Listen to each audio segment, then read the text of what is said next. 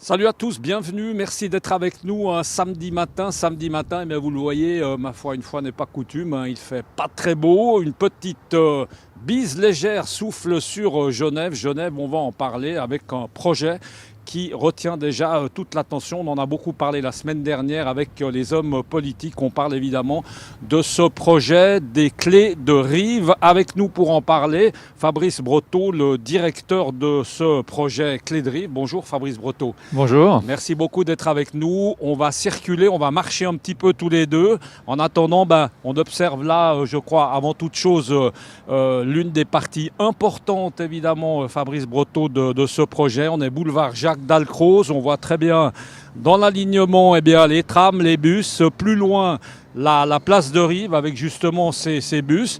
Alors avant de peut-être parler de ça, de vous rappeler un peu votre fonction, directeur de ce projet. D'abord rappeler que c'est un projet qui date pas d'hier, c'est un projet qui est assez ancien mais qui va être soumis à votation le 7 mars. Oui, exactement. Donc, moi, je m'occupe de ce projet depuis à peu près 8 ans, mais l'origine du projet a une douzaine d'années. Et c'est vrai que ça peut paraître long, mais à Genève, il faut beaucoup de temps pour faire les choses. Et il faut passer par un certain nombre de services, que ce soit cantonaux ou communaux. Et c'est ce qui a été fait pendant toutes ces années. Il y a eu aussi beaucoup de discussions politiques, il y a eu un consensus. Le temps que tous les partis politiques se mettent d'accord, on est arrivé à ce projet final qui aujourd'hui est contesté par des référendaires, mais qui a été quand même l'objet d'un référendum et de nombreuses discussions, de nombreuses études aussi, des études de trafic, des notices d'impact, ce genre de choses. Donc voilà la raison pour laquelle ça a duré 12 ans. Rappel peut-être de l'enjeu. Alors là, sommairement, c'est surtout là que ça va se passer, Fabrice Breteau, mais pas seulement, le boulevard Jacques Dalcroze. Ah, on va aller tout à l'heure au marché. Qu'est-ce qui va se passer concrètement? Racontez-nous. Alors là, il y aura plein d'arbres, forcément, des piétons. C'est un peu ça le but du jeu, si je puis dire. Voilà, là on traverse la route, mais à partir de l'endroit où on arrive maintenant, ça va être piétonnisé. Et donc c'est vrai que l'idée, c'est aussi dans une certaine logique de continuer la piétonnisation qui a commencé à Bel-Air, en passant par Longemal, Mollard, Fusterie, et de terminer ce quadrilatère de façon à ce que toute la zone, l'hypercentre soit piétonnisé. Donc effectivement, ici où vous voyez des voitures et pas mal de circulation, bon aujourd'hui c'est vrai qu'en période Covid, on a beaucoup moins de monde, mais tout cela va être enlevé. Et on va avoir des alignés d'arbres, des places publiques avec des bancs et une perspective sur le jet d'eau qui aujourd'hui malheureusement n'est pas très visible, mais sera quand même assez exceptionnelle. Aujourd'hui, Fabrice Breteau, qu'on comprenne bien, est-ce que par exemple le Covid justement a eu une incidence sur ce projet? Est-ce que si des travaux devaient commencer, etc. Non, on a gardé le timing ou bien ça a été un frein quand même pour vous, cette affaire du Covid? Alors aujourd'hui, non, pas réellement, parce que les travaux n'étant pas... Si on avait été en plein travaux, ça aurait probablement fait des modifications, mais aujourd'hui, non. Il y a peut-être eu quelques retards du fait des votations qui ont été repoussées certaines fois. Mais sinon, en termes de projet lui-même, ça n'a pas impacté. L'impact du Covid, il est surtout lié à un changement des habitudes de transport. On a vu que les gens prenaient moins les transports publics par peur de la contamination et ont reporté sur l'individuel, que ce soit vélo en été quand il faisait beau et quand même un peu plus de la voiture ou du scooter aujourd'hui. Donc voilà, c'est aussi l'idée d'avoir cette liberté de choix aujourd'hui parce que selon les circonstances, c'est important. Aujourd'hui, on est d'accord que toute cette zone-là, les vélos, choses comme ça, non, ne pourront pas venir. Ce sera piétonnisé uniquement. Non, alors c'est quand même un régime mixte, comme dans les rues basses, alors avec des interdictions dans certaines zones ou des tolérances selon les demandes de la ville, parce que finalement c'est la ville qui gère la surface. On parle beaucoup du parking, mais on parle surtout d'un sujet de zone piétonne, et ça c'est géré totalement par la ville. Et donc le régime sera plus ou moins le régime des rues basses, y compris en termes de livraison d'ailleurs, parce qu'il y a beaucoup de questions sur les livraisons. Et en termes d'accès sur les cours intérieurs, on a un bon exemple ici, où on a des cours intérieurs vers l'école, où il y a des parkings et autres. Il est bien évident que les gens qui ont accès à ces cours intérieurs, les ayants droit, pourront continuer à rentrer. Ce qui ne signifie pas pour autant un grand flot de voitures, etc. C'est juste les quelques ayants droit sur les cours intérieurs des immeubles. Fabrice Breteau, il y a deux, trois choses qui dérangent peut-être ceux qui ne sont pas franchement pour. Il n'y en a pas beaucoup, on l'espère en tout cas. C'est peut-être les arbres.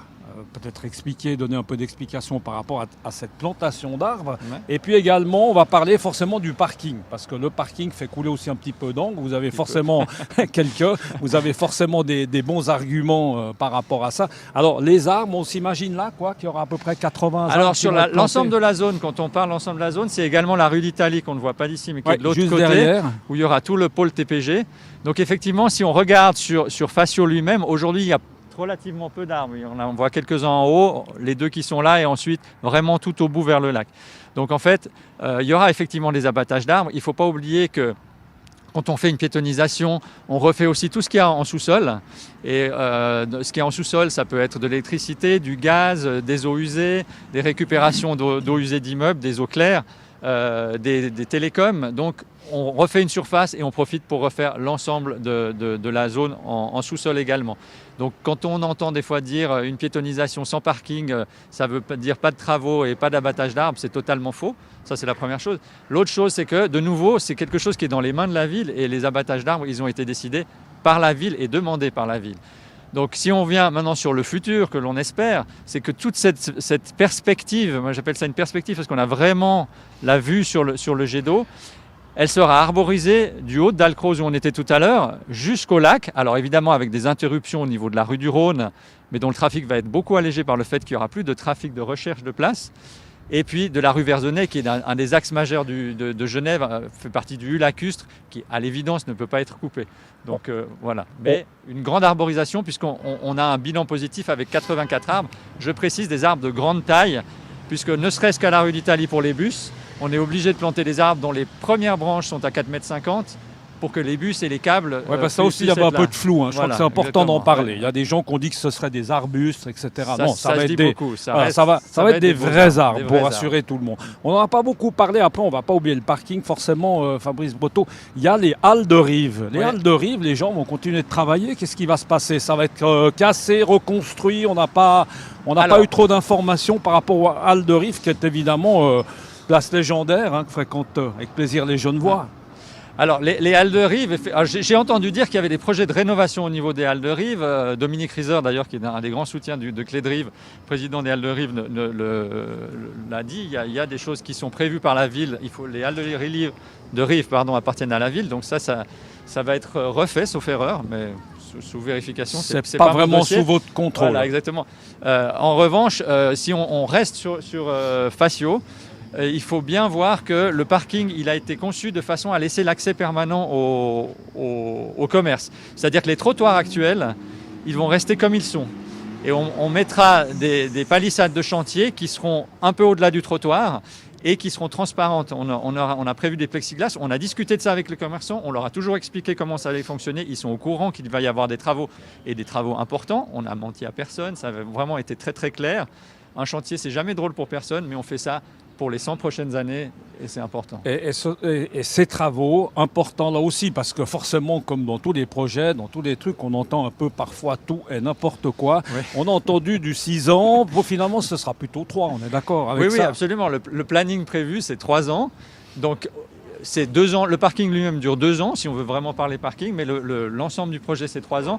Et il faut bien voir que c'est par zone. C'est-à-dire on n'a pas 3 ans sur les 33 000 m² aménagés. Ça se fait sur la zone d'Alcroze d'abord, ensuite sur le Triangle d'Or, sur la rue d'Italie, etc. Donc ça a été défini par la ville de nouveau par tranche. Bien sûr, le planning n'est pas définitif et affiné tant que le projet n'est pas totalement en route, mais on parle de 3 ans par zone. Alors, Jacques Dalcroze doit être content du reste, parce qu'on parle beaucoup de lui en ce moment. Jacques Dalcroze, il va y avoir Pierre Facio.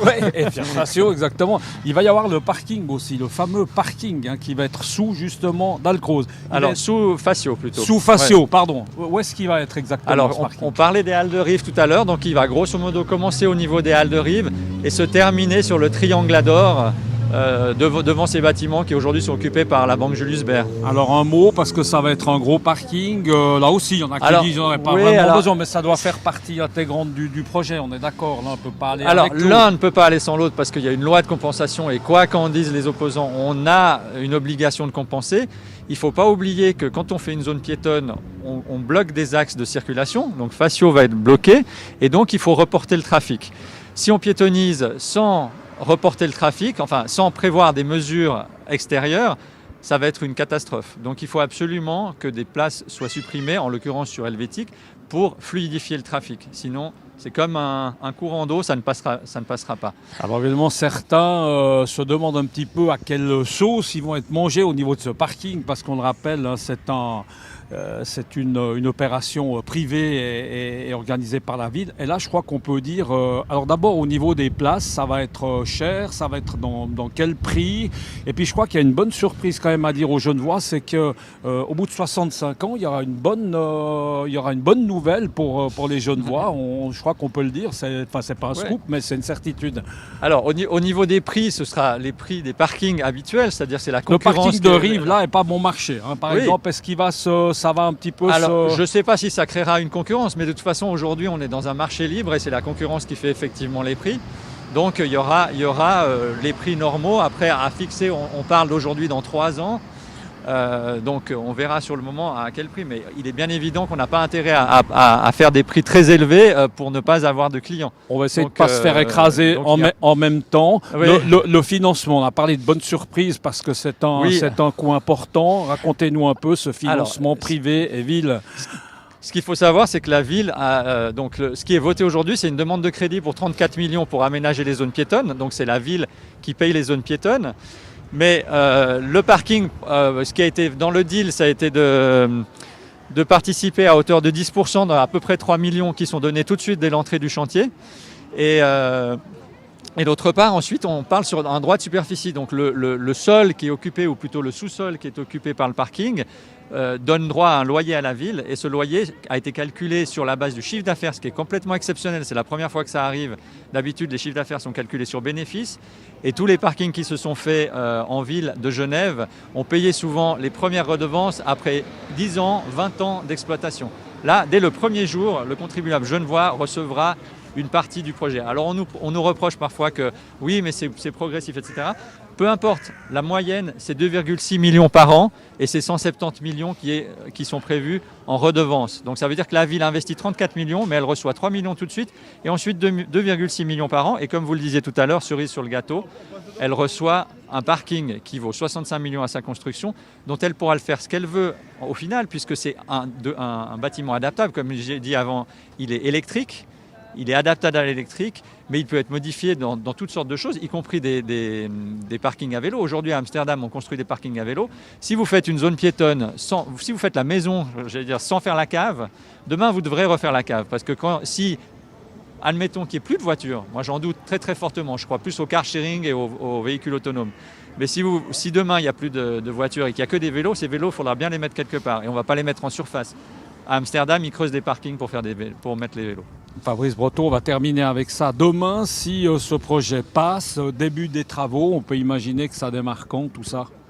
Alors écoutez, il y a une problématique juridique, comme sur toute autorisation de construire à Genève. Je ne connais pas d'autorisation de construire où il n'y a pas d'opposants. Donc il y a des opposants. Mais l'autorisation aujourd'hui a été accordée par le département des autorisations de construire.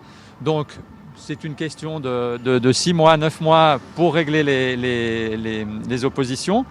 Et à partir de là, les travaux pourront commencer. Mais pendant ces 6 mois, 9 mois, on ne va pas rester inactif avec la ville et nous-mêmes. On va commencer à faire les appels d'offres, etc. Tout le travail préliminaire, affiner les plannings dont je parlais tout à l'heure, de façon à être prêt le moment venu.